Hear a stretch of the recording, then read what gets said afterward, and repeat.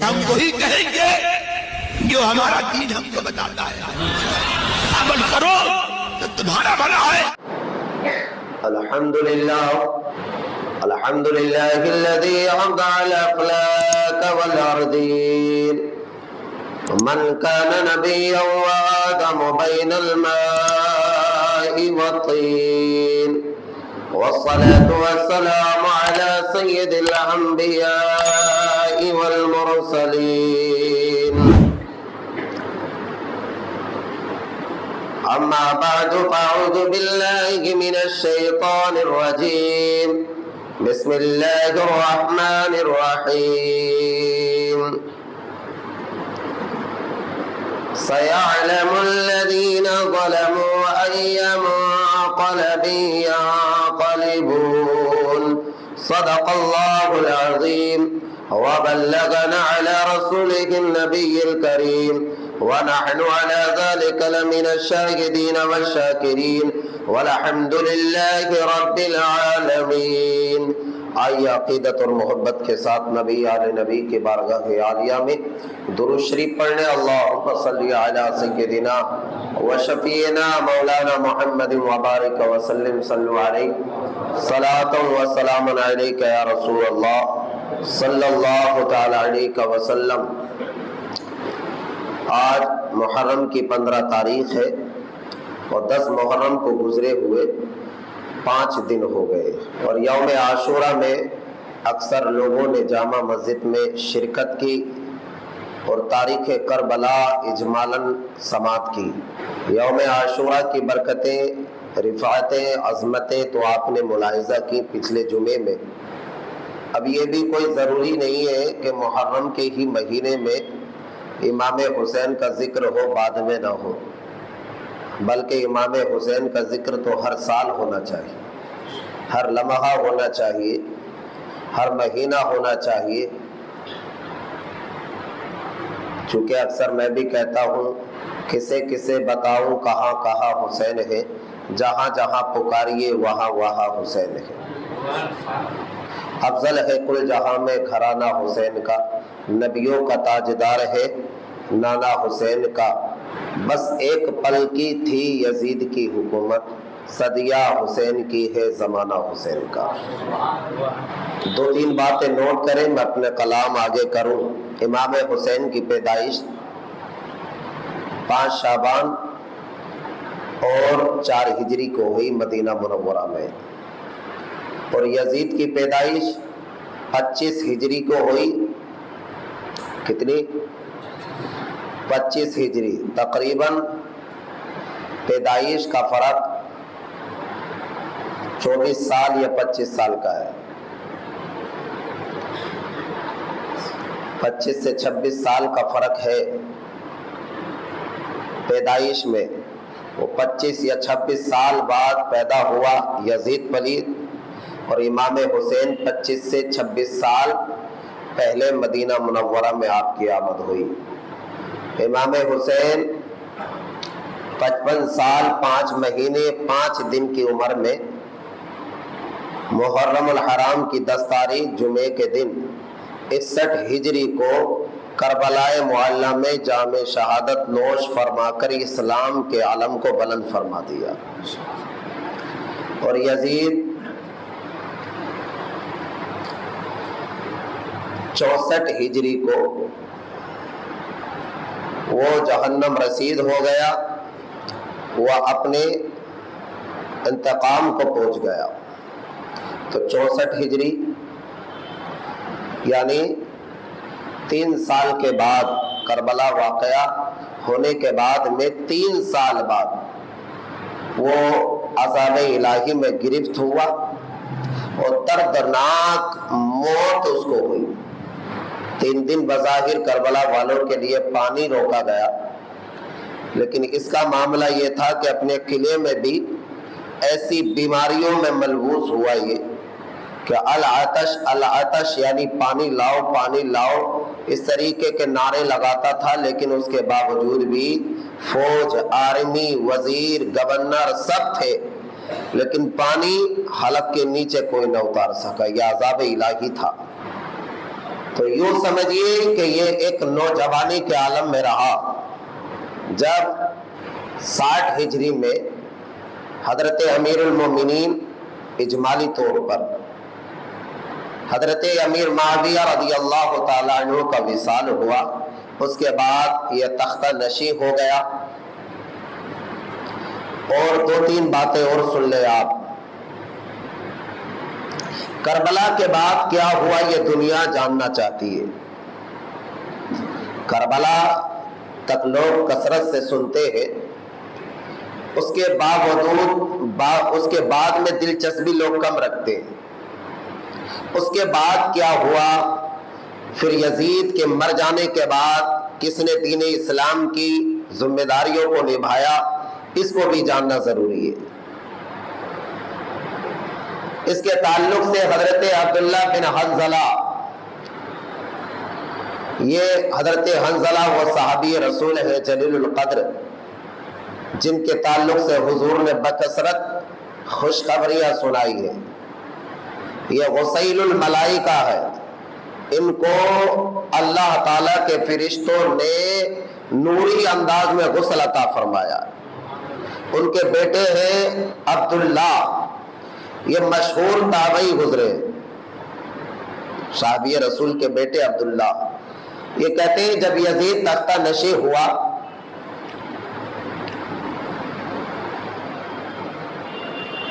تو حضرت عبداللہ یعنی حنظلہ کے بیٹے، انہوں نے بھی یزید کی بیعت کر لی تھی.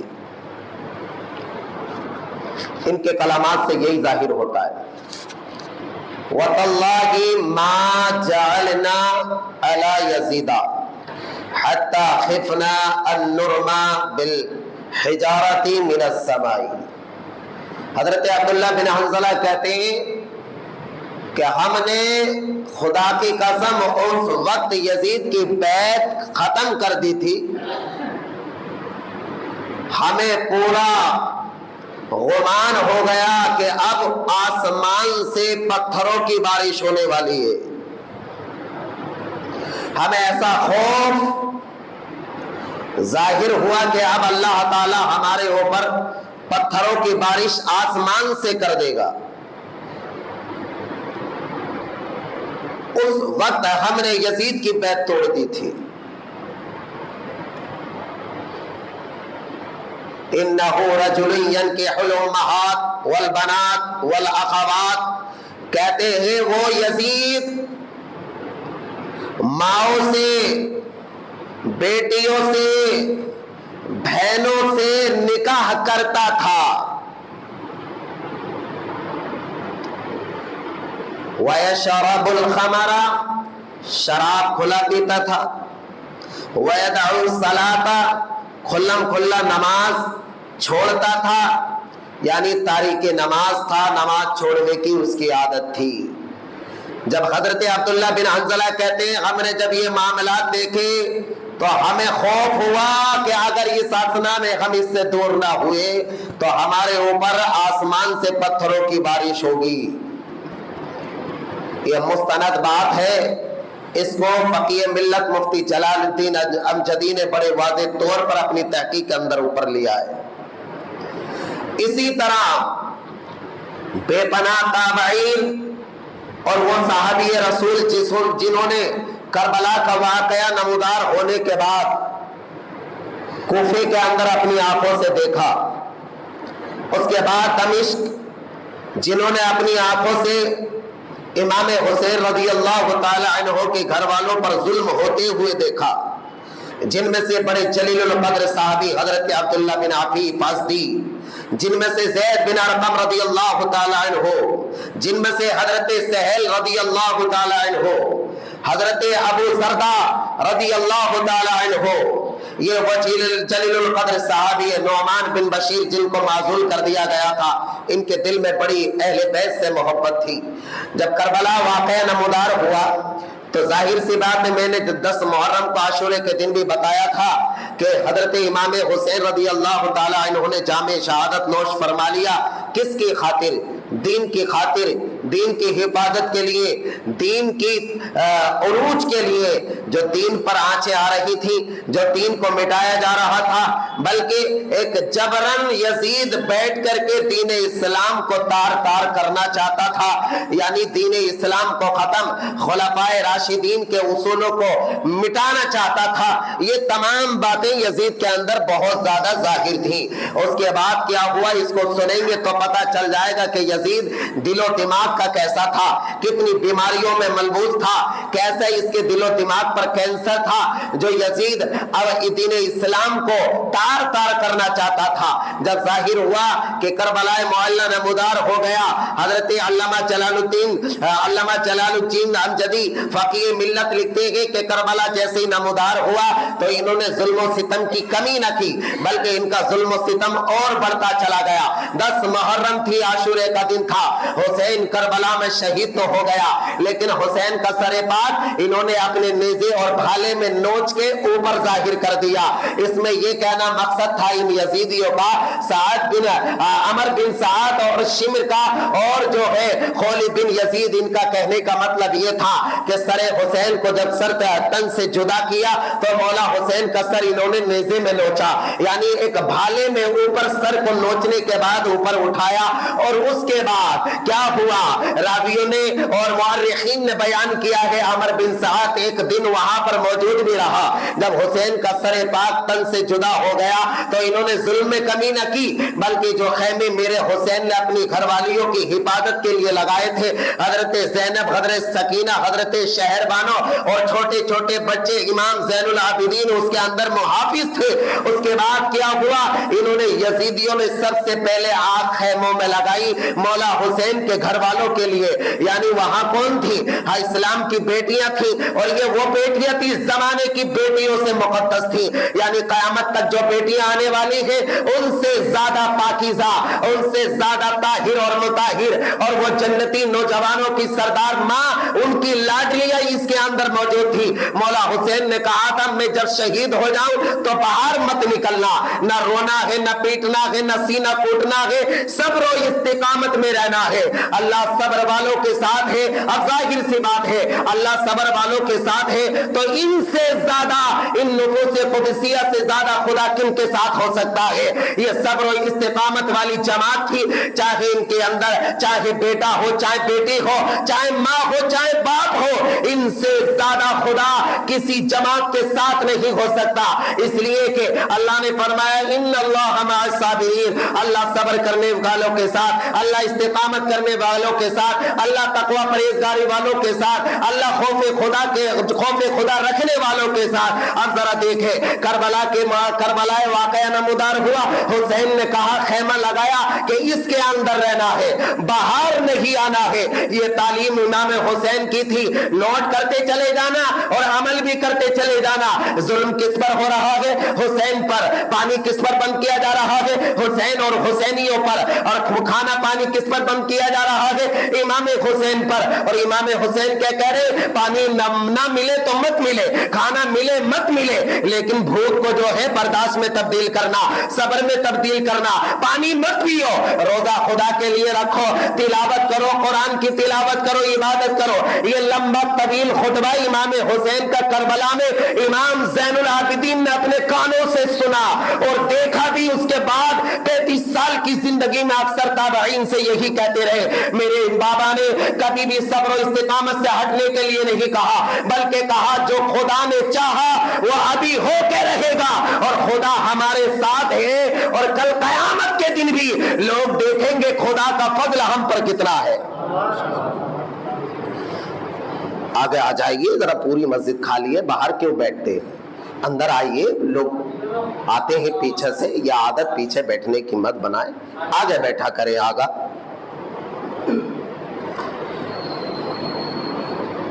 گھر کی بیٹیاں کہاں تھیں؟ خیمے میں۔ خیمہ جانتے ہیں اس کو بولتے ہیں، اس انداز سے جان جائیں لوگ جو آج روڈوں پر رہتے ہیں آج کل کے زمانے میں، سیٹ سے ہٹ کر کے، اور ان باہر اپنے علاقہ چھوڑ کر کے وہ چرواہا قسم کے جو لوگ رہتے ہیں، اور وہ پنی ڈال کر کے 2 لکڑیوں پہ ایسے ڈال لیتے ہیں نا، اسی کو خیمہ نما بولتے ہیں۔ امام حسین کی شہزادیاں اور بیٹیاں اور بیویاں آپ کے خاندان کے چشم و چراغ اس کے اندر موجود تھے. جب میرا حسین یوم عاشورہ 10 محرم کو جام شہادت نوش فرما لیا تو یزیدیوں نے ظلم پر ظلم بڑھتا چلا گیا اور خیمے کو سب سے پہلے انہوں نے جلایا. اور خلی بن یزید نے اپنے جو ہے اپنے بھالے میں اور اپنے جو ہے نیزے میں امام حسین کے سر کو نوچ کے اوپر کر دیا. اور پھر کیا ہوا, عمر بن سعد جو تھا, اللہ اکبر, اس کے فوجیوں نے ڈھول تاشے بجانا شروع کیا. قبیلے بنو ایک قبیلہ تھا, وہاں پر جو گاؤں ایک آباد تھا جس کا نام میرے ذہن میں ابھی ذرا اجماع کھل کے نہیں آ رہا ہے. اب ان لوگوں نے اس چیز کو سب بتلایا ہے. امام حسین کا سر نیزے پہ نوچ دیا. اب کیا ہوا, جو خیمہ تھا بیٹیوں کا حفاظت کے لیے, یہ وہ پردہ کرنے والی تھی جن کے بال کی سیاہی کو آسمان نہیں دیکھتا تھا. یہ وہ گھر کی بیٹیاں تھی جن کے صبر و استقامت کو دنیا جاننا چاہتی تھی. یہ وہ بیٹیاں تھی جس کے تلاوت پر قیامت تک مسلمان جو ہے ناز کریں گے. ان کی عبادتوں پہ قیامت بیٹیاں جو ہے کنیز بننا گوارا, کنیز بننا اپنا آپ کو فخر کریں گی. یہ وہ بیٹیاں تھی. لیکن کیا ہوا, امام حسین کا سر تن سے جدا ہوا. سب سے پہلے ان کوفیوں نے, ان یزیدیوں نے امام حسین کی بیٹیوں کے خیمے کو جلایا. اور جلانے کے بعد رات اور دن پورا امام حسین کی شہزادیوں کو کھلے آسمان کے نیچے رکھا گیا. یہ کون کرنے والے تھے میرے بھائیوں؟ یہ یزیدی فوجی تھے, یہ یزیدی کتے تھے, یہ یزیدی بدنی ہاتھ کے پالن ہار تھے. اب ذرا دیکھیں, امام حسین کے گھر والیوں کو کھلے آسمان کے نیچے رکھ دیا گیا. فقیہ ملت جلال الدین آگے لکھتے ہیں کہ ان کی بیٹیوں کو, امام حسین کی بیٹیوں کے سروں سے دوپٹے کو کھینچ لیا گیا تھا. یعنی ان کی حفاظت کے لیے جو بھی شے تھی وہ سب ہٹا دی گئی تھی. اب ذرا سمجھے, 10 محرم کو امام حسین رضی اللہ تعالیٰ عنہ کی بیٹیاں جس خیمے میں محفوظ تھی اس کو چلانے والے کون تھے؟ یزیدی فوج تھے. اب ذرا اندازہ لگائیے, 10 محرم ہو یا 10 محرم سے پہلے جو چوراہوں پہ, راستوں پہ, گھروں میں جو آگ لگائی جاتی ہے اور مختلف انداز میں لوگ بولتے ہیں, بتاؤ یہ آگ لگانا کس کا طریقہ ہے؟ کربلا معلیٰ میں بیٹیوں کے خیموں کو جلایا کس نے ہے؟ یزیدیوں نے جلایا. آگ لگانا اور امام حسین کی بیٹیوں پر ظلم کرنا یہ یزیدیوں کا پیشہ رہا ہے. اور 10 محرم کو آگ لگا کے اس کو امام حسین کی بیٹیوں پر ظلم کرنا اور ان کو تکلیف دینا یہ کس کا کام رہا ہے؟ یزیدیوں کا رہا ہے. کبھی امام حسین کی بیٹیوں نے آگ لگائی, کبھی امام حسین کے بیٹے امام زین العابدین نے آگ لگائی 10 محرم کو. ارے جس نے اپنا خاندان لٹتا ہوا دیکھا ہو, جس نے اپنے گھر کے بیٹوں کو لٹتا ہوا دیکھا ہو, یہ آگ لگانا یہ حسین کا طریقہ نہیں ہے, یہ یزیدیوں کا طریقہ ہے ناچنا کودنا. اور جیسے امام حسین رضی اللہ تعالیٰ عنہ کا نیزے پر جب سر مبارک نوچ دیا گیا تھا تو میرے بھائی یہ یاد رکھو, اس وقت کربلا سے لے کر کوفے تک انہوں نے ڈھول تاشے بجا کر کے, اور ان کا گمان یہ تھا کہ یزید جو ہے امیر المومنین ہے, اب اس کو فتح مل گئی ہے, اور حسین جو ہے ناپاک ہے, نعوذ باللہ. ان کا عقیدہ تھا, یہ کلمات تھے, حسین جو ہے اب یہ شکست کھا گیا ہے اور امیر المومنین یزید پلید جو ہے وہ ہمارا جیت گیا ہے. اس انداز سے انہوں نے خوشیاں منانا شروع کی. ابن زیاد جو زیاد ابن عبید تھا, یعنی ابن زیاد عبید اللہ بن زیاد ابن زیاد کے پاس لے کے گئے, اور لے جانے کے بعد ابن زیاد نے امام حسین کے سر مبارک پر, ان کے لبوں پر, ان کے رخسار پر چھڑیاں مارنا شروع کی. لکڑیاں جو چھوٹی سی لکڑی ہوتی ہے نا, ایسے کہ دیکھنے والی, چیک کرنے والی, ایسی لکڑی اپنے تخت سے اٹھائی اور امام حسین کے لبے مبارک پر مارنا شروع کر دیا. اس وقت ایک جو تھے حضرت زید بن ارقم بڑھاپے کے عالم میں تھے, اور آج جو تھے کوفے کی سرزمین پر تھے. ابن زیاد سے کہا تھا, ابن زیاد, ظالم امام حسین کی لبوں پر جو چھڑی مارتا ہے یہ وہ لب ہے جن کو مصطفیٰ جان رحمت نے چوما ہے. تو لبوں پر, رخسار پر وہ چھڑی مارتا ہے. اللہ اکبر کہتے ہیں یہ وہ لب ہے جن کو مصطفیٰ نے 12 بار چوما ہے, اور ہم نے دیکھا ہے. ذرا اپنا ظلم کم کر دے, ابھی تیری پیاس نہیں بجھی ہے, ابھی تیرا ظلم کم نہیں ہوا ہے. اللہ اکبر. اس نے کوفے میں اور اعلان کر کے کہا تھا, کذاب بن کذاب ہار گیا ہے اور صادق ابن صادق جیت گیا ہے. یعنی یزید کو سچا بتا رہا تھا, اپنا آپ کو سچا بتا رہا تھا, اور امام حسین اور امام حسین کے والد ماجد شیر خدا کو جھوٹا بتا رہا تھا. تو عبداللہ بن عفیف ایک ہی صحابی رسول جلیل القدر تھے, نابینا تھے. انہوں نے جیسے ہی سنا کھڑے ہو گئے, ظالم تو کہتا ہے حسین جھوٹا, حسین کا بابا جھوٹا. ارے ہم نے مصطفیٰ کو کہتے سنا ہے حسین جنتیوں کا سردار ہے اور ان کا بابا بھی جنتی उम्मतियों का सरदार है। साहबा इकराम इमाम हुसैन की ताईद और तस्दीक करते चले जा रहे और जुल्म कम नहीं हुआ। और जो इनका लबो लहजा था, जो अंदाज था जालिमाना, वो कम नहीं हुआ मेरे भाइयों। इमाम हुसैन का सरे पाक अब जो है कूफे से दमिश्क की जानिब इसने भेजा और उसमें शिमर उसका सेपे सलार बनाया गया, सरदार बना करके, और अपने अक्सर फौजियों को इसने दमिश्क की जामा मस्जिद की तरफ भेजा जहां यजीद पनी तख्ता नशी था। इमाम हुसैन का सरे मुबारक आज भी रिसर्च करके देख ले, सीरिया की वो सरजमीन, अल्लाह अकबर, जो राहिब का घर था, राहिब का जलालुद्दीन सियोती, जलालुद्दीन अमजदी फकीह मिल्लत अपनी किताब में तहकीकी तौर पर लिखते हैं, इमाम हुसैन पाक का सरे मुबारक नेज़े में नोचा गया था और ये शराब पी पी के और बल्कि अय्यारियां मक्कारियां करते हुए इमाम हुसैन के सरे मुबारक को नोच के लेके जा रहे हैं और बेटियों को कैदी बना के, इमाम ज़ैनुल आबिदीन को कैदी बना करके आज इनको कैदी बनाया जा रहा है। अल्लाह अकबर कबीरा, इमाम ज़ैनुल आबिदीन को कैदी बनाया गया। हजरत ज़ैनब, हजरत सकीना, हजरत शहर बानो और कनाफा जैसी बीवियां, इमाम हुसैन की घरवालियां और इमाम हुसैन की बेटियां, छोटे छोटे बच्चे कैदी बनाए गए और उसके बाद में दमिश्क की तरफ इनको रवाना किया गया। न खाने का इंतजाम, न पीने का इंतजाम, न इनकी सहूलतों का इंतजाम है। कूफे में तो ज्यादती की ही, उसके बाद में सरे मुबारक को ऐसा खुले आम लेके जाया जा रहा था।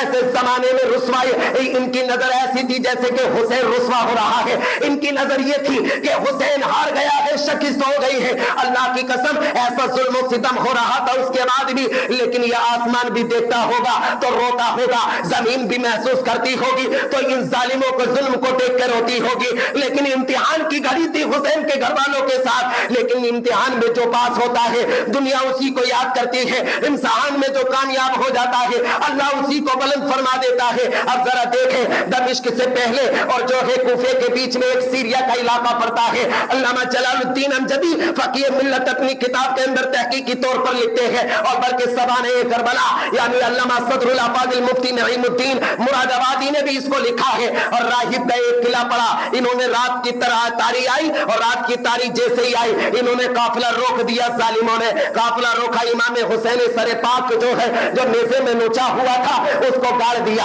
और जैसे ही गाड़ा, अब राहिब जो था गिरजा घर के अंदर था। उस जमाने में गिरजा घर था जिसमें ईसाई और पादरी लोग आया करते थे और उसकी पूजा पाठ करते थे, अपने तरीके से काम करते थे। अब जैसे ही इन्होंने काफिला रोक दिया रात की तारीखी में, इन्होंने रात भर यारी मकारियां और याशियां करना शुरू कर दी और काफिला लुटा हुआ।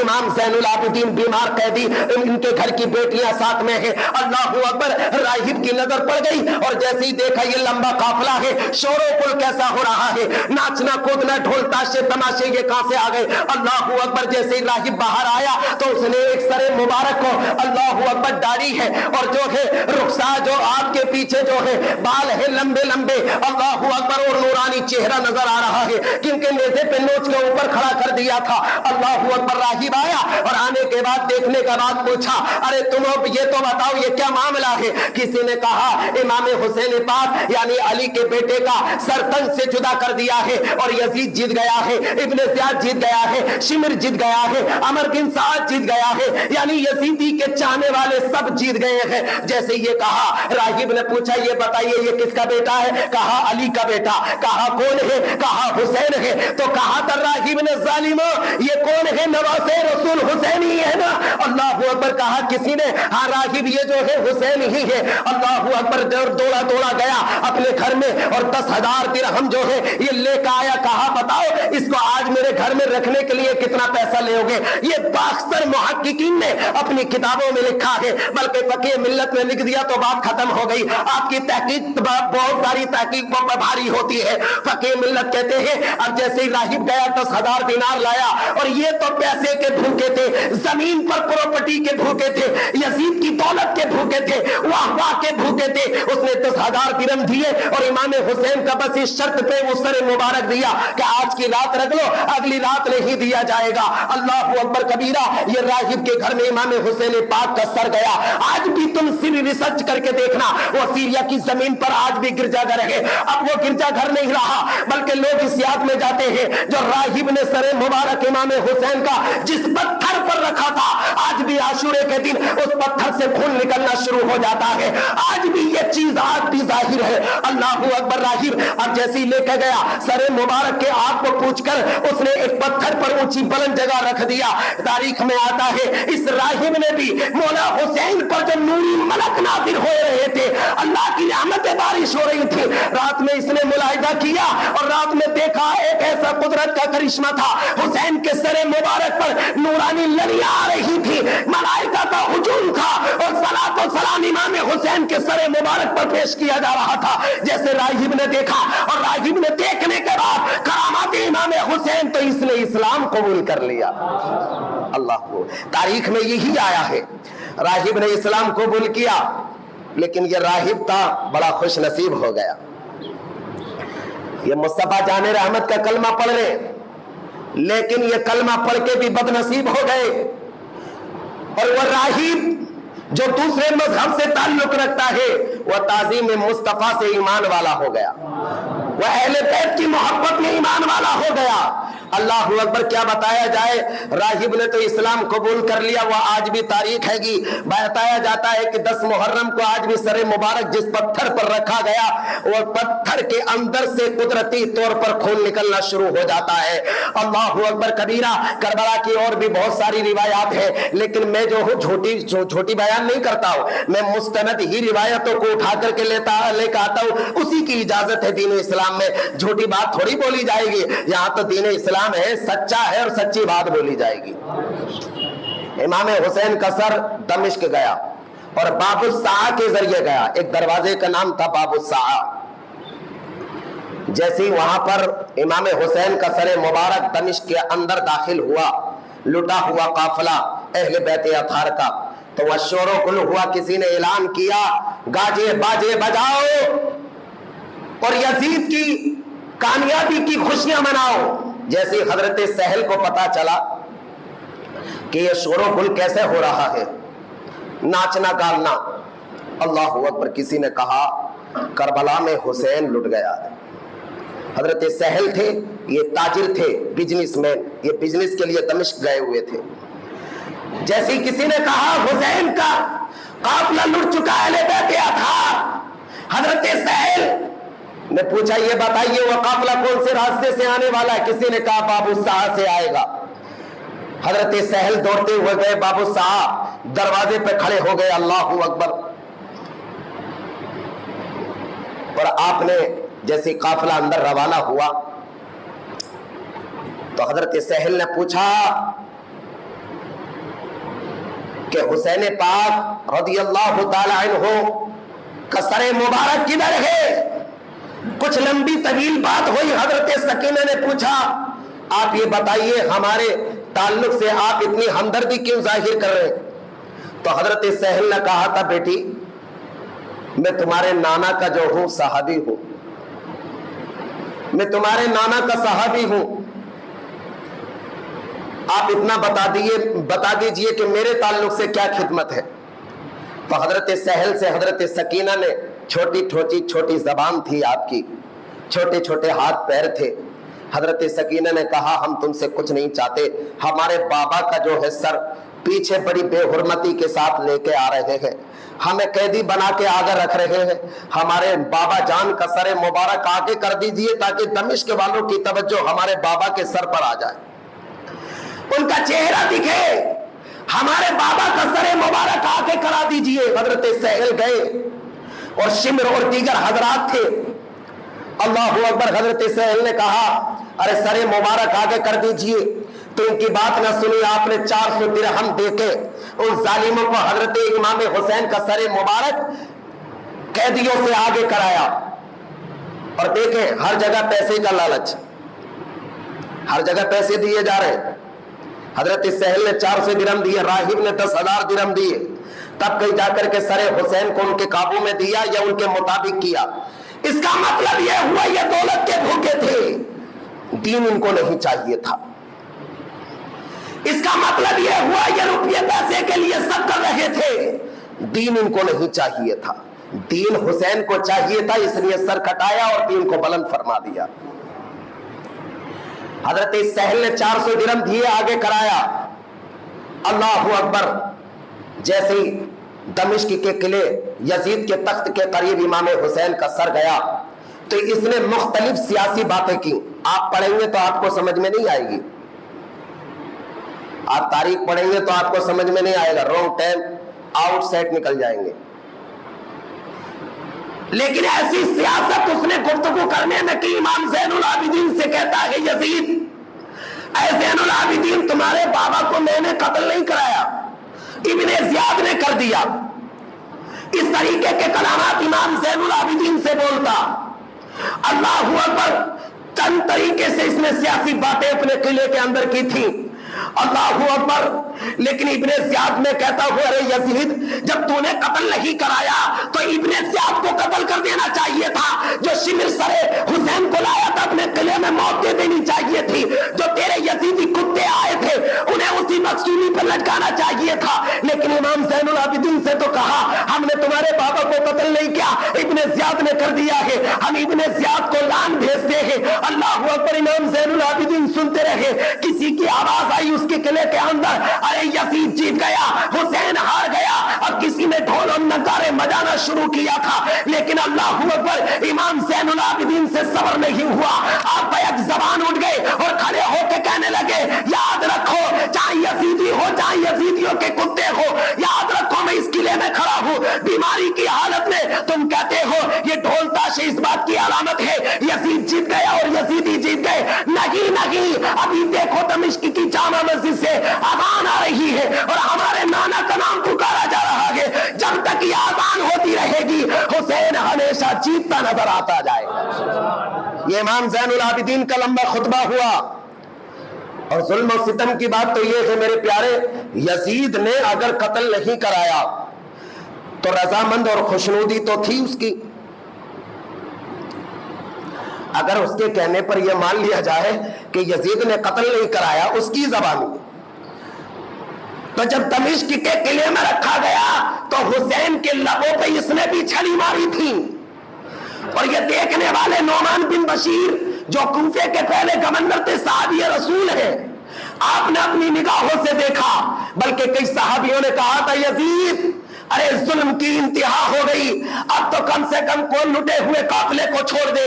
لیکن اللہ اکبر اس کا ظلم ختم نہیں ہو رہا تھا. حالانکہ مقصد یہ ہے سارے صحابی جو وہاں موجود تھے ایک دوسرے کے جو تجارت کی صورت میں آئے ہوئے تھے دمشق کے علاقے میں, انہوں نے سیاست انہوں نے بہت زیادہ سفارشیں کی اور اصرار کیا گیا. تو یزید نے جو ہے نعمان بن بشیر کے دل میں محبت دیکھی. یزید نے کہ اہل بیت اطہار کے تعلق سے محبت رکھتے ہیں تو 30 لوگوں کے ساتھ امام حسین کے گھر والوں کو مدینے کی طرف روانہ کیا. اللہ اکبر. نعمان بن بشیر جو حفاظت کرنے والے تھے ان کے ساتھ میں وہ 30 لوگ مدینہ منورہ امام زین العابدین کو لے کے گئے اور ان کی گھر والی بیٹیوں کو لے کے گئے. لیکن راوی بیان کرتے ہیں جیسے یہ لٹا ہوا قافلہ مدینہ پہنچا گنبد خضرا کے سامنے کھڑے ہو کے کہا تھا نانا آج تمہارا نواسا لٹ گیا ہے, تمہارا نانا نواسا لٹ کے آ گیا ہے, آج تمہارے گھر والے لٹ کے آ گئے ہیں. ہم حسین کو یہاں سے مدینے سے لے کے گئے تھے لیکن آپ ساتھ میں نہیں لے کے آئے ہیں. تمہارے دین کے لیے ہمارے بابا حسین نے سر کٹا دیا ہے, آپ دین کو بلند فرما دیا ہے. ذرا سمجھیے گا بات یہیں تک ختم نہیں ہوئی تھی, ٹائم قریب تک قریب ہو گیا ہے, یہیں تک بات ختم نہیں ہوئی. واقعہ حرہ سنیں گے یزید کا تو اس کی جب امام حسین کو سرطن سے جدا کر دیا تو مدینے والوں نے بیعت چھوڑ دی, مکے والوں نے بیعت چھوڑ دی. جب بیعت چھوڑی تو ان نے مدینے پر حملہ کرایا, اس نے مکے پر حملہ کرایا. گنبد خضرا کے قریب میں جو مسجد رسول تھی